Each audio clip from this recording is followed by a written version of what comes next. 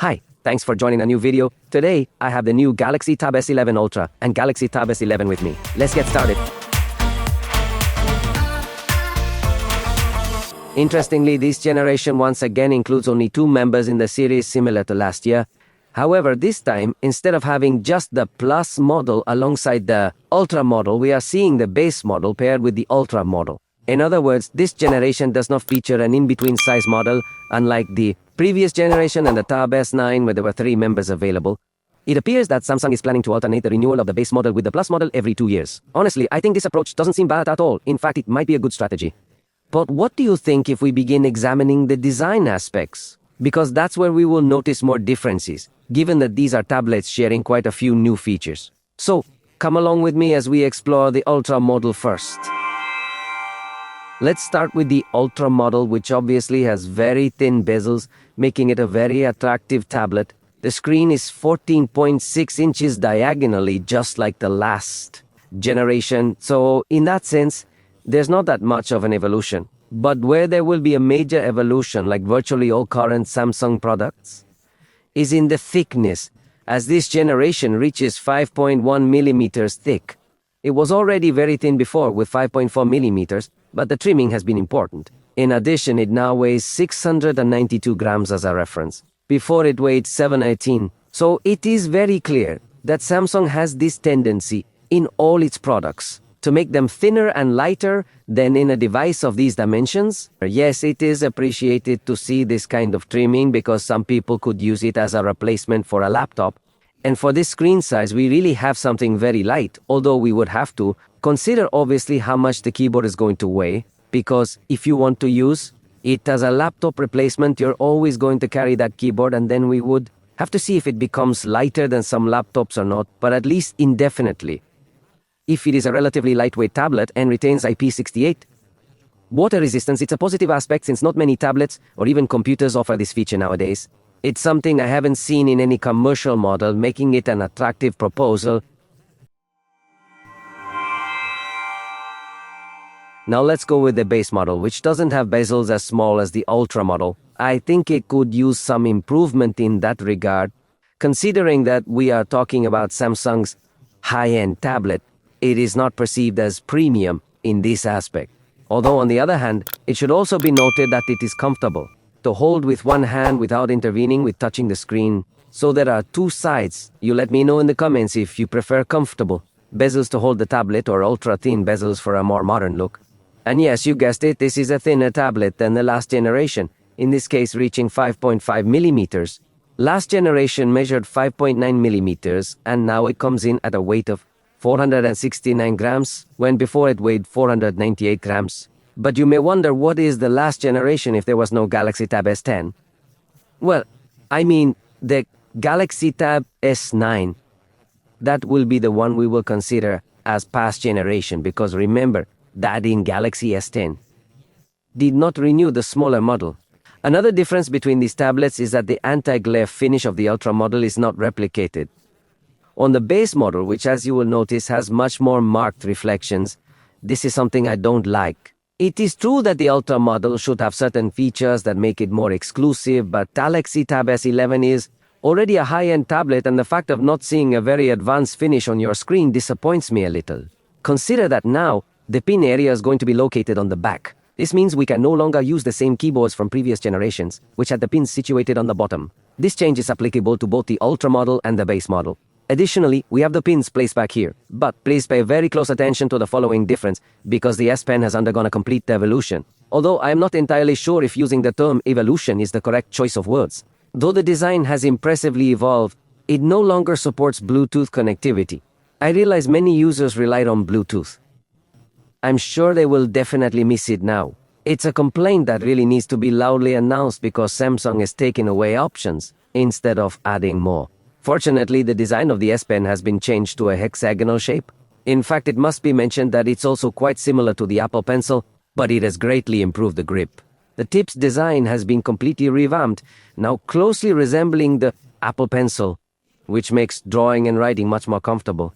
In that regard, the evolution appears positive to me, as it is now an S Pen that does not have a battery, meaning it does not require charging. This could be seen as an advantage. Nonetheless, the S Pen itself could be recharged on the back of the tablet with relative ease, so the battery concern was not something that caused significant worry or trouble. It's worth mentioning that now, instead of placing the S Pen on the back of the tablets, it's going to be on the top. I am not sure how cases will handle this, as the back seemed ideal. The case covered the S Pen, allowing you to carry it without making the tablet taller or thicker. I like that design, and I'm unsure why Samsung moved it from the back, so that it now sticks to the top.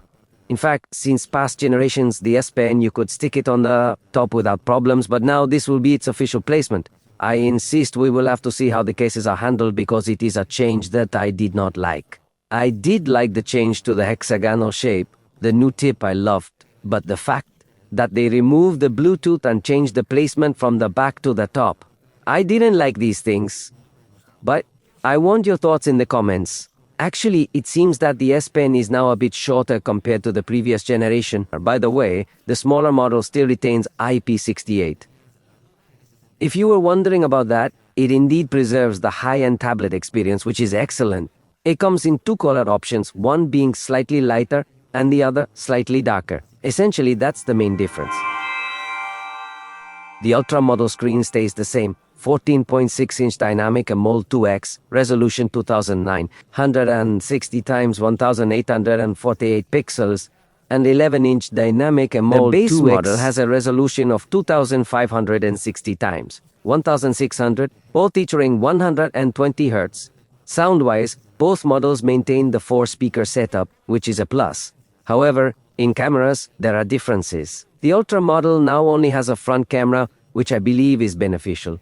As I mentioned in the review, having two front cameras was unnecessary and wasted space and resources. Now this camera is ultra-wide 12 megapixels. In fact, the basic model has exactly the same front camera, obviously. It is not a camera that you will use to take selfies or anything like that, but more for video calls. In fact, the color looks very simple. It is not a camera that seeks to have high quality, it is only for video calls, and for that already exceeds the quality that would give us a camera of a laptop. So I think it's fine. However, on the back, the Ultra model features two cameras, once more ultra-wide and main. In this instance, they are 8 and 13 megapixels respectively, just like the last generation. Meanwhile, the smaller model retains a traditional 13 megapixel camera. Now, it's time for me to share my thoughts again because I agree with the decision to remove the second front camera. From my perspective, it was completely unnecessary. On the back, it is also unnecessary to have two cameras. Normally, at least from my kind of user, I would only use this camera to scan some document because really if I want to take a picture seriously, I would take out my cell phone and send it by QuickShare very easy and that's it. Then I would have removed a rear camera and kept the Bluetooth on the S Pen. But let me know your opinion in the comments because I'm getting mad. But let's go to the friendly part of all Samsung videos, which is the software where many of us are trapped and in love. And that's why we end up using Samsung even if we complain about some other things. Well, I believe the most significant software innovation I can mention is the evolution of Samsung DeX. Previously, we activated it from the quick settings panel, which was positive and intuitive. Now, for some users, this might seem a bit less intuitive initially. However, once you get the hang of it, I believe you're going to enjoy an incredibly smooth experience. For instance, let's open the gallery and take note of how, in this scenario, you simply need to swipe down on the app for the interface to seamlessly transform. Now, when you are in a windowed usage scenario, once you enter this specific module, any new application that you decide to run will automatically open in this windowed mode. So, in a sense, we already have our interface set up here. Currently, the dark mode is enabled, but let me switch over to the light mode just so you can have a clearer view of how we can open multiple applications within this mode. This allows us to have several windows open simultaneously. You know, these windows are quite versatile. We have the ability to resize them, move them around, and do many other adjustments. This makes the user experience here exceptionally pleasant. However, there's more to it. In the recent apps view, we have the capability to create multiple desktops. For instance, we start with the first desktop. By clicking this button, we can easily create another desktop. This allows us to have a different arrangement of our applications, which is quite similar to the experience we get on a computer. This feature really enhances our productivity. We could have YouTube Music open, along with our calendar app, clock, or any other app you prefer. And on the other desktop, we could have a different window layout. Interestingly enough, these apps are minimizing when I return to this desktop. Perhaps an update will refine this. Additionally, I would appreciate an easier method to switch desktops, such as using 4 fingers to swipe left or right. However, in this particular situation, there isn't a simple gesture available to easily switch between different desktops. I believe this would be an important feature to consider adding.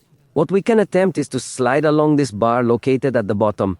You'll see that it seems to try switching between applications, but unfortunately, it doesn't switch between desktops, only between recent applications. Therefore, I strongly suggest that incorporating such a feature would be a valuable upgrade. But I really like the fact that now you have the ability to create multiple desktops for significantly enhanced productivity. You can actually have up to 4 different desktops created right here. So, this would be the main new feature that I can share with you about the software of these Galaxy Tab S11 and Galaxy Tab S11 Ultra. They of course continue to include all of Samsung's artificial intelligence features with Galaxy, such as the Rise Writing Assistant and absolutely everything else that we are already familiar with. In this regard, there's not really any particular new feature, except perhaps for some optimizations aimed at making slightly better use of the ample screen space available. Additionally, another modification, which might seem minor but is visually appealing, is the appearance of the notifications panel. Previously, when you swiped on the notifications panel, the entire screen would be covered, even if you only had a single notification to view. Now it is much simpler without obstructing too much the entire display. You only see the new notification, and that's it. And on the other side, you only see the quick controls, and that's it. Initially, it appears to be a great optimization. Of course, this is just a first glance, and over time, we'll explore the new features it might offer in more detail.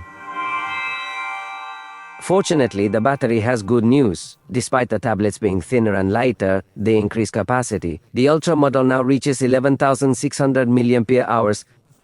Before it had a capacity of 11,200. Then definitely that is an important evolution, considering also that it is now much thinner. The base model remains at the same capacity. Here there are no changes. We are talking about 8,400 mAh, in both cases with 45 watts load. Of course, you need to buy the charger separately. In terms of performance, we will notice differences, yet MediaTek's strategy holds, which I honestly think is good. Actually, I would have liked to see this same processor in the S25. As I find this processor excellent, built on a 3nm process. We're talking about the MediaTek Dimensity 9400 Plus. The previous generation of the Ultra featured the 9300 Plus, which was already an impressive option. Additionally, the last generation of the base model included the Snapdragon 8 Gen 2 for Galaxy, recognized as a good processor. In this instance, the reality is that we are also dealing with an excellent processor. If you've avoided MediaTek processors due to negative experiences with low-end options, it's clear that you need to try a high-end processor from MediaTek to realize that they really have a brutal performance. In that sense, there's really no complaint, as the experience is expected to be excellent for gaming. I anticipate this, although it will need to be thoroughly tested, and we will definitely put it to the test in the video review. However, since the last generation with the Dimensity 9300 Plus, we had an incredibly intense experience, so I don't expect this time to be any different. Regarding RAM, we will have options of up to 16 GB available in the Ultra model, while the base model comes with 12 GB, which is a substantial improvement. The Ultra model costs more due to its previous 8 GB version, allowing smoother multitasking and more apps open without reboots or system lag. But it's time to talk about prices. The basic model starts from 19,999 pesos, but remember that prices here are not the same as over there. On the other hand, the Ultra model starts at 26,999 pesos. This for the 256 GB of storage, and 29,999 pesos for the 512 GB model. However, keep in mind that the prices here may differ from those over there. I would really love to read your thoughts and opinions in the comments section. Please remember that this is just an initial look at first impressions.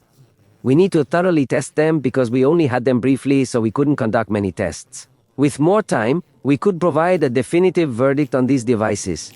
However, for the moment, I'm also interested in reading your thoughts and opinions. We've reached the end of this video. Hope you liked it. Let us know, and see you next time.